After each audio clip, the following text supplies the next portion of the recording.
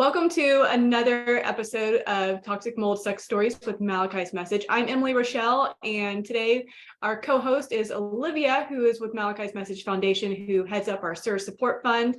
And we are joined by Kristi Barnes. She is a military wife there in the Florida Panhandle area. And she was diagnosed with SIR. She has an incredible story. We can't wait to hear it, and we're so thankful that she's here. So we're just gonna jump right in. Yeah, welcome, Kristi. Thank you so much for being here. We really appreciate you being open and vulnerable and sharing your story with us and everybody else out there going through this. And if you wouldn't mind just starting out by telling us where your mold journey began. Yes, thank you for inviting me. I'll just jump right in. In 2016, my husband and I, we were just dating at the time. We had bought a house, and it was a 1974 home, and it was really cute. We thought, this is going to be great. We got it. We moved in, we got engaged, and he was off for a deployment. So at the time, it was just my daughter. She was her senior year of high school. We'd moved in. My son was off at school. We moved in. We're so excited, painting, doing all these cute things to the house. And I was working as a phlebotomist at the time at Quest. And I noticed my hip started hurting really bad, and a pain that I have never felt in my life. And I'd went to the doctor, and he kind of said, you're getting older. You're getting older, your body's breaking down. And so I just thought, well, geez, this is great. And I continued to work through November. And I got to the point where I couldn't stand or walk. It hurt so bad.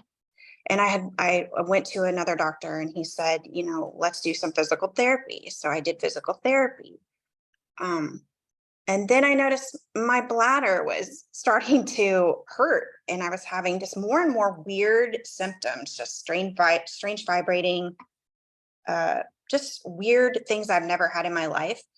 And I ended up having to leave my job. And I said, I'll come back when I'm done with physical therapy and when I'm feeling better.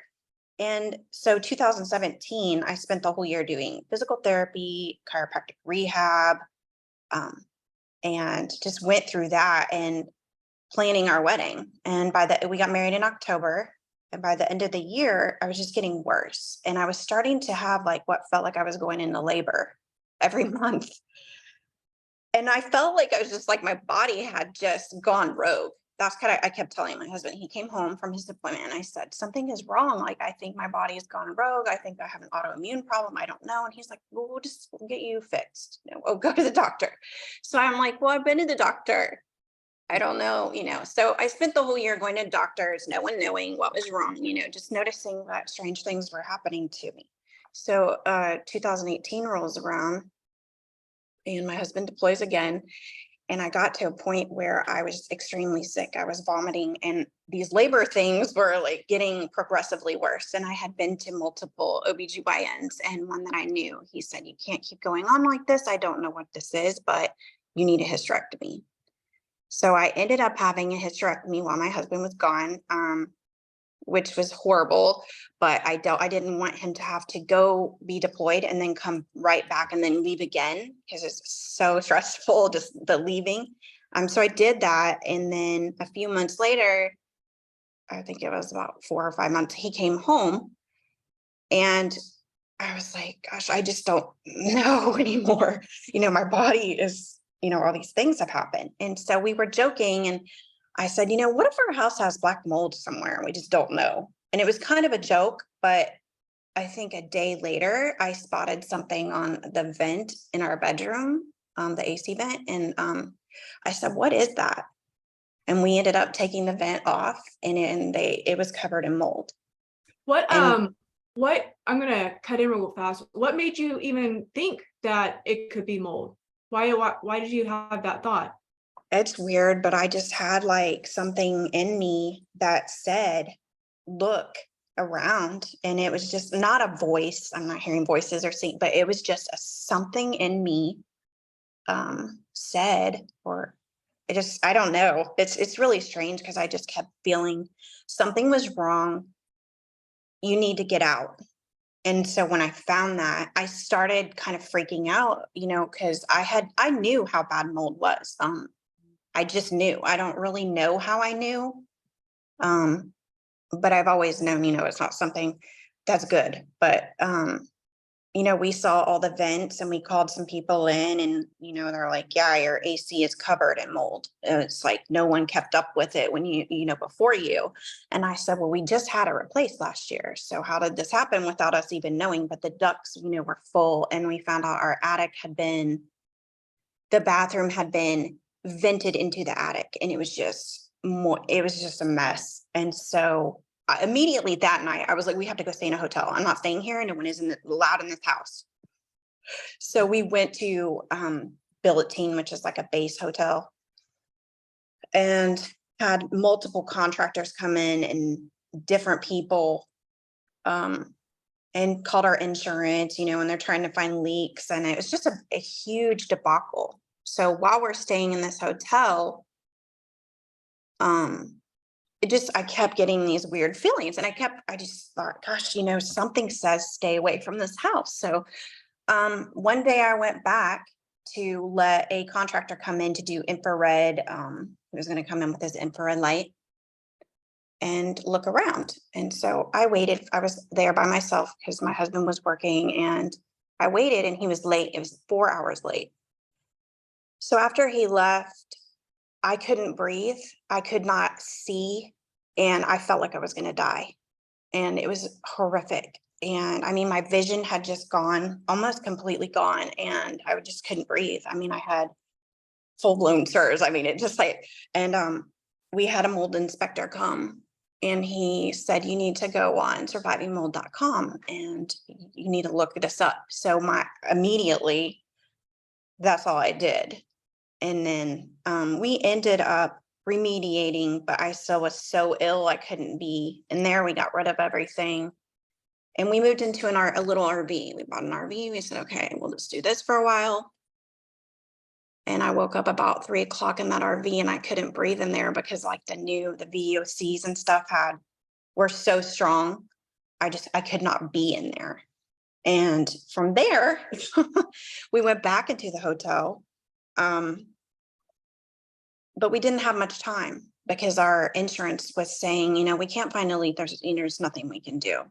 And it was a mess with that. We don't have all the money to be spending on a hotel, let alone, everything else that this really entails. And I had found a doctor who had just moved here, and she knew what biotoxin illness was, and she, tried to treat me. And it was just really rough because we ended up, after my husband went online and found an RV that was like with less toxic chemicals made in it, and it was a green RV. So we went and traded our RV in for that. So we're like in our third different place, and I did pretty good in that, and we ended up remediating the house, getting rid of the house. And living in this RV for a while I did some treatment, but it just wasn't working. I was kind of just, it takes a while because you're so sick. And in the meantime, I didn't know what to do. I didn't know I just didn't know what to do. I was reading all this stuff. I was on all these mold avoider sites, and it was so extreme. And I just felt like, I felt like I was losing my mind. As well, my husband thought and we're telling people at the on base, like my husband's trying to explain this, and people are just like can't understand, unless they are going through this, because it's such a weird, crazy thing. Kristi, did it impact your marriage? I mean, y'all were just newly married. Did it? It did. We were not even married a year, and here we hit our year anniversary, and I'm super sick. And I just kept telling him, I don't think I'm going to live that long if this keeps happening, because I just kept getting worse. And he's such thank God my husband is a super empathetic, caring. He's like an angel. And I don't think if it wasn't for his caring personality and just like, he's loved me back to life. Like if I didn't have that love, I don't know what would have happened to me, because this is just too much. It's really too much for a person, but he loved me back to life. And not only that, but he held everything together. I mean, he went to work and he had no choice because, they don't, they didn't really care. You can only, I feel like you can only understand this if you are going through it, or a loved one, even if a loved one's going through it, it's really hard to understand. So coming from a point of military, they're just like, get back to your job, get your stuff settled. It's time to, this has gone on too long. So he had that pressure of, having to go to work and then come home and see his wife suffering. And it was just a lot on him. But for our marriage, I mean, we've held it together. And I've seen people, that haven't been that lucky, but thankfully we're still married. And as a, military family too, you guys, I mean, I just commend you and your husband both for what you guys do for our country. And I feel like that alone is so challenging in a relationship. And then you guys go through this, and I can only imagine there is a lot of differences between what you guys have experienced as a couple and what, us, the civilian side of things, as what we experience. You guys have this other layer to it. And, have you guys had any tools that you found super helpful that you could share, that's helped you guys in your relationships kind of staying together and strong through this? The things that I think have helped us the most are just our sense of humors. I mean, sometimes I don't know what to do. I just have a really goofy sense of humor, and I have never lost it. I took this, or I went to the seminar, the DNRS seminar with Annie Hopper, and I did that, and I never could fully commit for about a year. It took me to commit to doing that. But when I was there, I learned laughter yoga. And that is something I kept doing. And I would be really sick where I couldn't breathe and I didn't know what was going on, but I would just sit there hysterically laughing, because I would go online, and the guy's name is Madden Kataria, Dr. Kataria. He'll have these little sessions and you would just laugh. And you're not laughing because anything is funny, but you're laughing because it, brings those chemicals to your brain. And my husband, he would be like, what on earth? But I mean, I think just having a sense of humor, or just laughing. And I mean, there's nothing funny about this. There's not. It's financially devastating. It's physically, it's mentally, emotionally, all those components. But just keeping our sense of humor, and, just never giving up on each other. I mean, we didn't want to, thank God that he just didn't leave, because it was so crazy, because I'm sure people cannot handle some of this. What how did you find out that you had SIRS? Were you diagnosed by a doctor? At first, what happened was I knew somebody who got sick from moldy breast implants. And I called, or I messaged her. I said, hey, this happened to me. Like, this is happening in my house. We're in this hotel. And she told me, go on and take this VCS test. And by the way, no one's going to believe you, doctors, and told me, don't, because I was like, I can't breathe. I don't know what to do. Should I go to the hospital?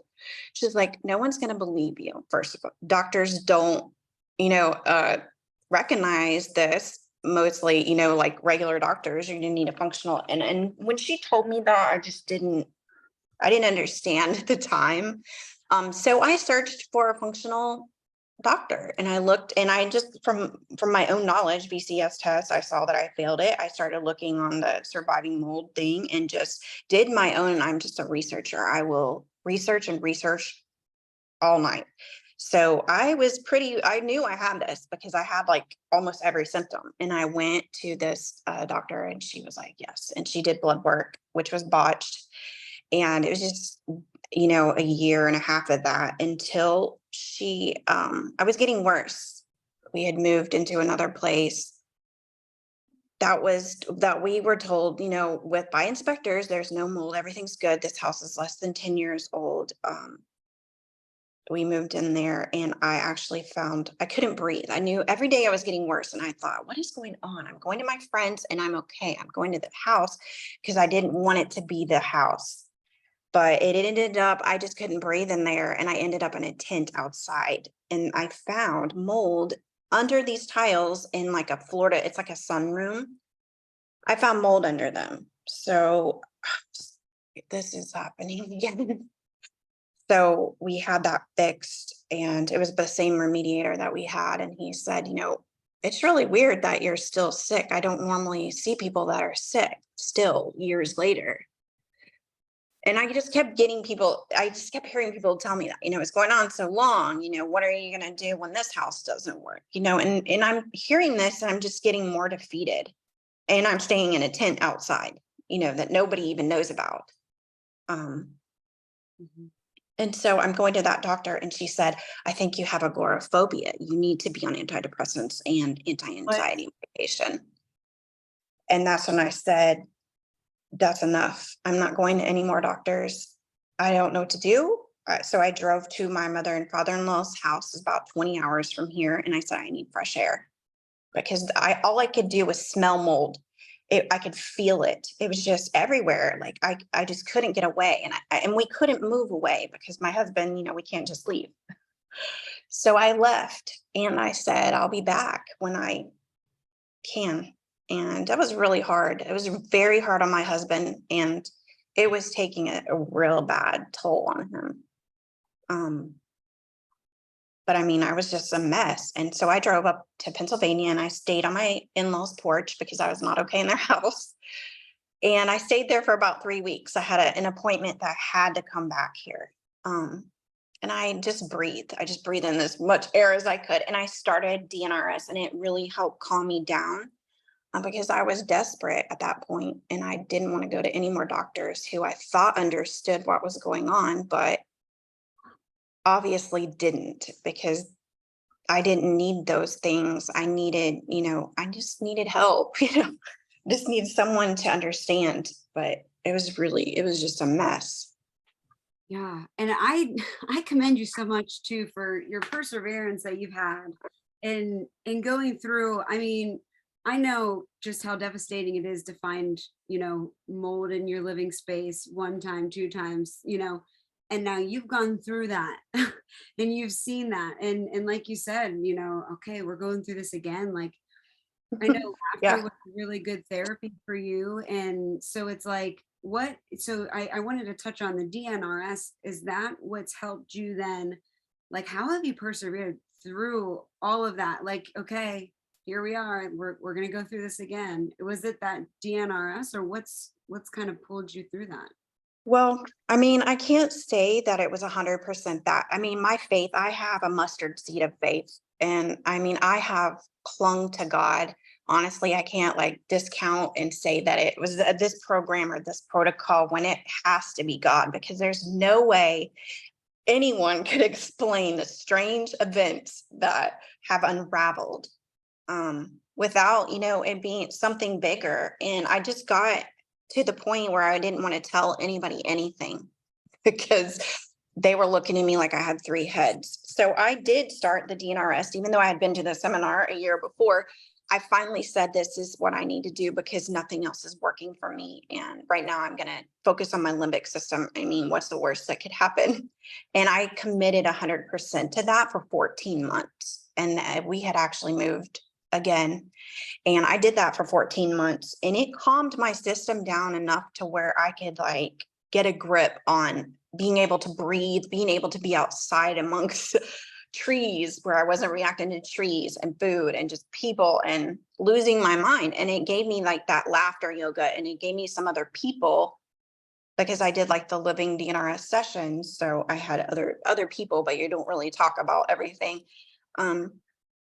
That just it made a huge difference. And I got to where I was feeling, better. And I sought another doctor, and she has helped me, but it's time to, I believe there's different pieces from different doctors that sometimes you may need more than 1 or 2 or however many, and they bring something from each doctor brings something. So that's where I am. I did that, and I stopped DNRS because I just got to a point where I just didn't have the capacity to keep doing it. It's a lot. I'm sure you guys know. I mean, and it's like going to the gym every day, with your brain. And I mean, it did help a lot, but I believe there's more to the puzzle. And I'm seeking those pieces now. And actually, what had happened, I went online and was searching for a new doctor near somebody close, because I haven't been able to find anybody near me, which is odd because this area you would think. I found you. I found Olivia. I found a Sirs Fest flyer and I thought, what is this?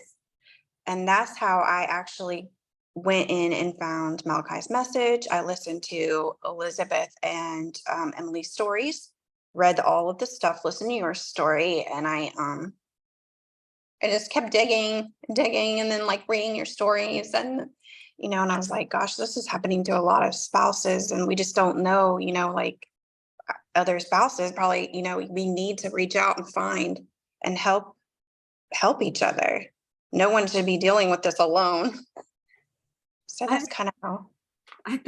That's so beautiful. I love just everything that you shared is just so vulnerable and just honest. And I think it's so beautiful that you said like the mustard seed of faith, and like that's all you need sometimes to get through this. And I know, like I've seen how God has just brought so many people together, and I'm so glad that Sirs Fest flyer came about. And I'm really grateful for that, and the fact that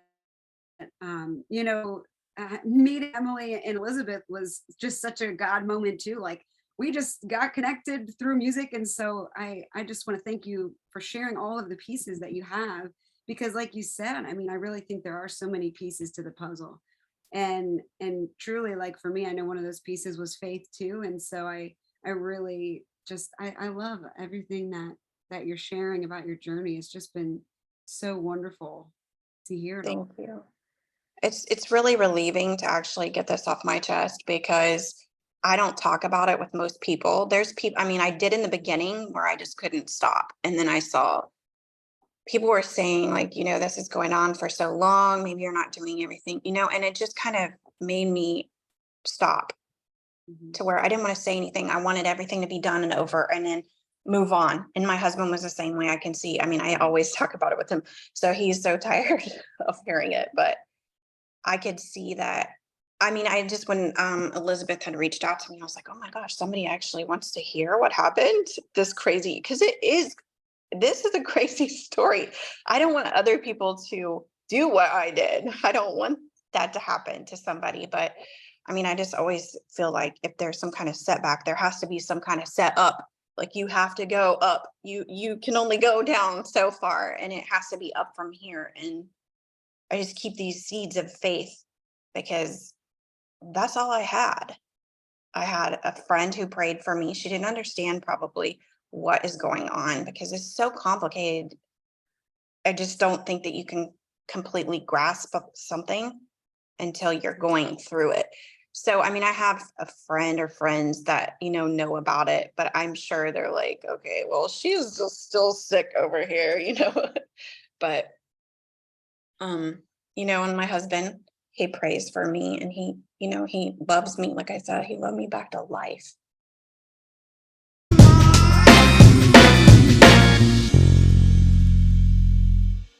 Have you ever wondered what your next step is as you face walking through your mold journey?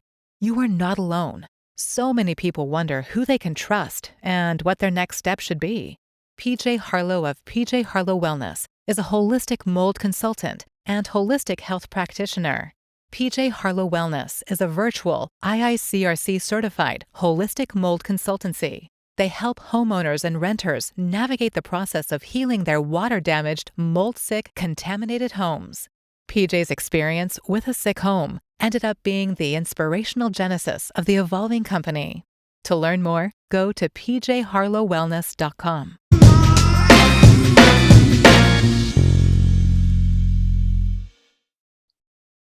I love that, because so many spouses who aren't sick really, they have a really hard time. And it's very hard also on that spouse to take care of a sick spouse, and then Yeah.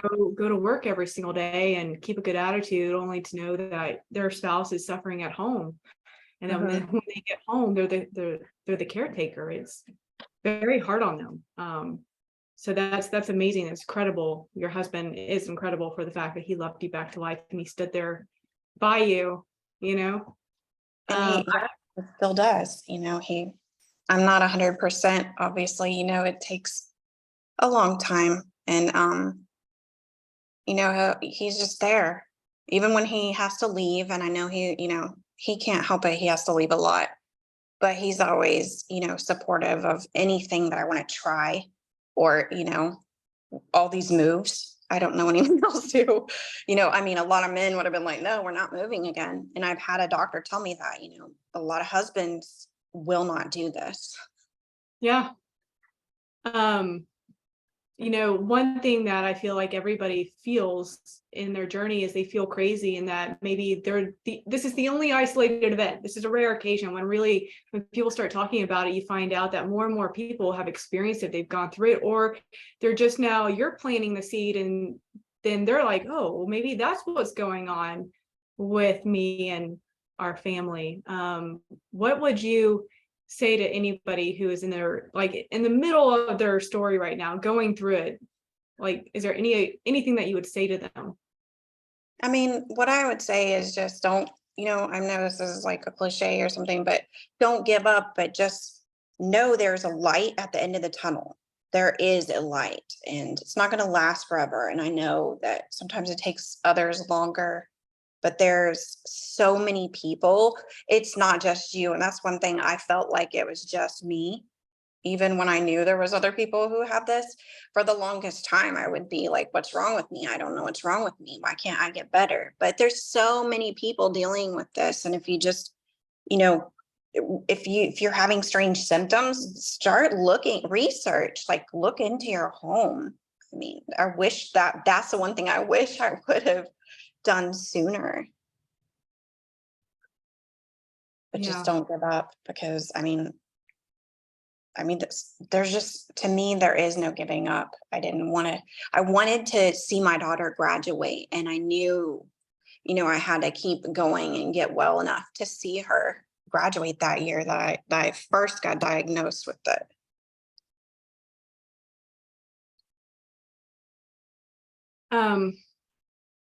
You mentioned something earlier on, and I wanted to bring it up because I feel that a lot of women experience this where their hormones are affected by mold. And so, unfortunately, I've spoken to many people, Elizabeth also included. She was being told to have a partial hysterectomy. Do you feel, and I myself literally would have thrown myself on this, on the table if my doctor would have, gave me the green light, because I had so much pain down there and I just wanted it to be done with. But do you feel like the mold caused you to have that pain and then potentially this hysterectomy? 100%. I never had that pain until I moved into that house. And I've worked with OBGYNs as a medical assistant for about 15 years. So I never wanted a hysterectomy. I know what it does, and I never wanted. And so when that was suggested to me, I fought it for a long time. And I said, no, this doesn't even make sense. Why on earth would I do that? Just, but as it progressed, it just got unbearable. And if it hadn't gotten to a place where I just could no longer take the pain and was on the floor, vomiting and just like, you know, I wouldn't have done it. But unfortunately, that's what happened. And he said that I had endometriosis afterwards but I'm like, how in the world? I've gone my whole life, I must have a very high pain threshold, because I would have never known. But yeah, it definitely was. I blame everything on that house, and my daughter will tell you, Mom, nothing was wrong with you until that house. And now everything is wrong. So it's just crazy. It's the craziest thing. Wow. And that's what is wild to me, just as I'm learning more about everybody's personal experience with toxic mold is just how it can affect everyone's body so differently. Mhm. And how it, like, that was just mind-boggling to me. And I understand why it's so hard for people to get the proper diagnosis. You know, you yourself, you mentioned about how a doctor was like, well, I think basically you just need to get on an antidepressant, like, or anti-anxiety. And it's like, wait a minute, like, wait, no, like, Yeah. I'm so glad, like I said, like, you persevered, you were your own advocate. And that's what I think, a lot of us, we so easily, just because most of us aren't doctors, and so it's like we trust that sometimes over our own intuition. And so I think it's really good that you were like, no, my gut's telling me this is what it is, and this is, I've done the research, and this is still what my gut's telling me. So, like, truly commend you for that, because that's really, really hard to do. You know, it really is. Well, and I think like, and there's nothing wrong with antidepressants, and there's nothing wrong with being depressed, and there's, things that happen, and this does affect your brain. Your brain is on fire, and God only knows what I was saying and doing. But I knew in my heart of hearts, there was a reason. I never had panic attacks. I was having them full blown. I was on the floor crying and couldn't breathe, waking up. I knew that wasn't my norm. And I'm asking my husband, am I crazy? Like, what is going on? And he, just him being just an empath, feeling like he literally, it was just awful. And it's sad that a doctor who, treats this, they should, in my opinion, should know. I'm not even a doctor, and I know these things. When a person tells me they're having these symptoms, it needs to be looked into instead of just a pill for every ail, because this is affecting people. I mean, in hundreds of thousands of people, and they don't even know it. Yeah. And I think that's so good. And I'm glad you said that too, because, like, yeah, the brain is on fire. And I know, like, my anxiety and depression was very spiked. And I still struggle with anxiety too. But man, like, that is a crazy spike that can happen. And yeah, like, if that's something that you need to get on to help ease that, but knowing, like, that's not the fix all, there's something underneath that's Mhm. driving that. That's a really good point. I'm glad you said. Yeah, But just, I had the same experience when I was in mold. I had never had anxiety issues. And then one day I was walking up the stairs and I was completely on the floor screaming, gloom and doom, crying. I couldn't control it. And I had to get my husband to come home, and he had to give me some sort of muscle relaxer, and I've never taken medication really ever. You would have to shove like Advil at me, like force it down me to take any type of pill. But that was the only thing that could bring me out of that anxiety attack. And then from there on, it kept happening and happening until we got out. And then they got less and less once we got out of the toxic environment, until eventually it went away. mhm, that's a scary scenario. I mean, when you're just like, you don't know what to do, you don't, and no one can really help you at that point. And for me, I mean, someone told me a long time ago, when you don't know what to do, and you have no resources or you don't know what to do, you just start praying. And I've always remembered that when I don't know what to do and I just get to that point, I pray Mhm. and I ask, like, please help me. I mean, I don't know what's going on, and please don't let my husband run away, because I need help. And I just kept praying and researching, and I found answers to, which no one should have to be going through something. And I would think, honestly, I feel like mental health professionals should know a little more about this, so that, they're treating this as a brain on fire, but unfortunately, who knows there's so much going on that we don't have control over. Yeah. And that, And sorry, I didn't mean to interrupt you. I was just gonna say, advocating for yourself is like such a huge thing for me, because if I wouldn't have, God only knows what kind of conundrum I would have, what would have made it worse. Yeah. And I think too, I'm trying to understand just in my own experience too, but for you as well, with the amount of times you've had to move, like the trauma aspect of it all, and with the mental health side of things, it's like your brain's on fire and you're also going through this really traumatic event. So there's like the two sides of healing. And I think it is so great. Like you said, when you don't know what else to do, it's like just praying. And there's a song that reminded me of where it says like the best way to fight is on your knees. And it's like, if you just, give that time, like all the puzzle pieces will come together, like we were talking about earlier. But I think that the trauma aspect is a lot. Have you done, I know you did the DNRS. I've heard of the Arizona Trauma Institute has a really great thing on YouTube. I don't know if you found any other resources that have helped you at all through that side of things. I actually have done a little bit of work. I've done a little bit of EMDR. And I was more worried, honestly, about my husband. I feel like I've done a little bit of another program called Primal Trust, just a little bit where you work on your body and trying to get some of that stored trauma out. And I sent my husband to do some equine therapy with some horses. And I think that was like very healing. And to me, pets are like a huge thing to help with any kind of anything. But we have 2 dogs. But so I haven't really dove into a lot of trauma because I know that it could take such a long time. There's so many layers of this, but I have to remember, like, this is still a journey. My doctor once told me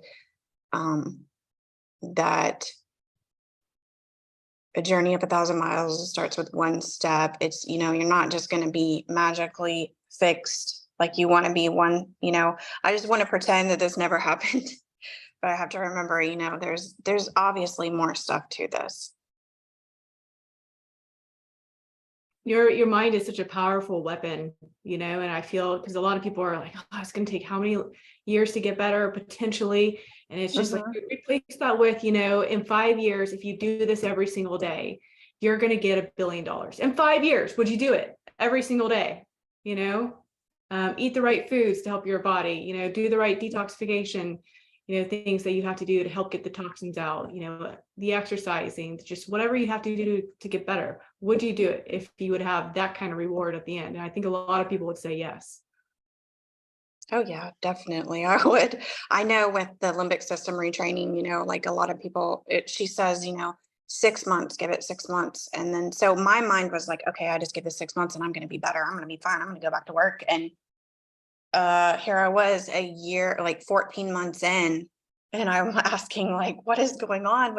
And I just always go back to what is wrong with me. But I mean, at the end of the day, it's just SIRS, and it takes a while, and it takes as long as it takes. I have to keep telling myself that even 4.5 years later.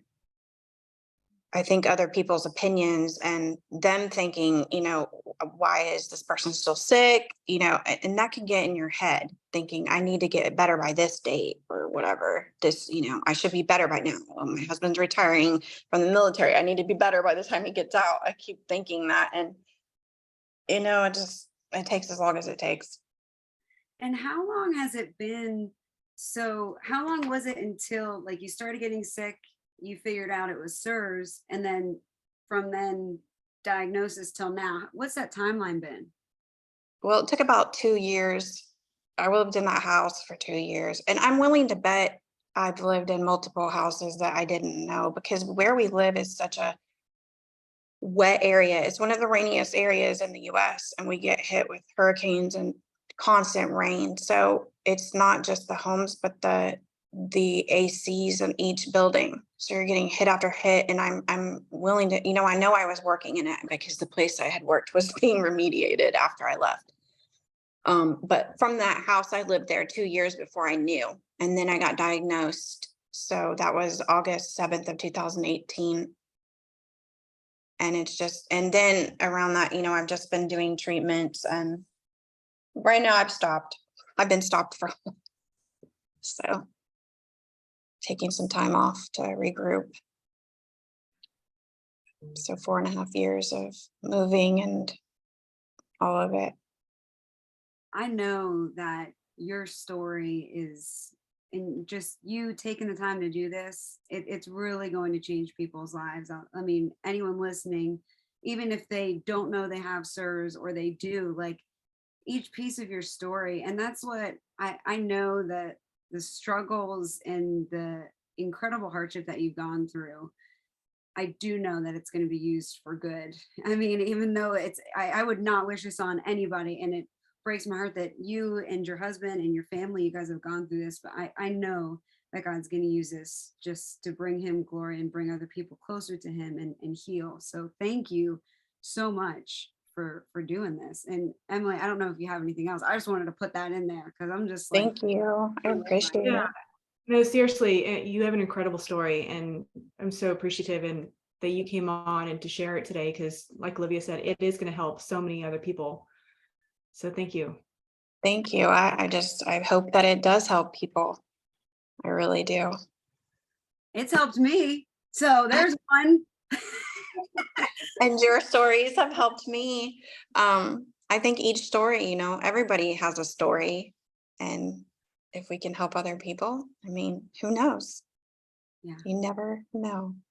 I really feel like if we all just join together, it's like we're gonna blow the roof off this SIRS world, and it's just gonna be easier for people to live with it. I have so much hope for that in the future. I really do. Well, with what you're doing, I mean, I'm really grateful that I came across your music and your song, The Body. What's the name of it? Yeah, body will break. Thank you. I That's listen to that all the time, and I love that song.